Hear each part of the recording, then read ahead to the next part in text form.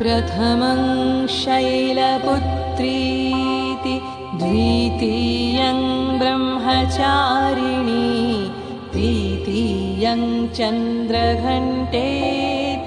कुष्माण्डेति चतुर्थकं पञ्चमं स्कन्दमातेति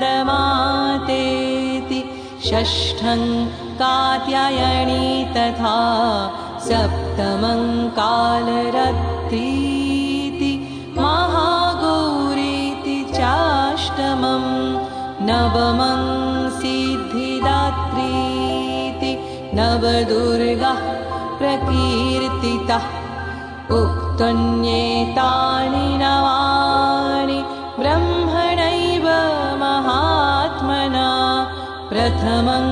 शैलपुत्रीति द्वितीयं ब्रह्मचारिणी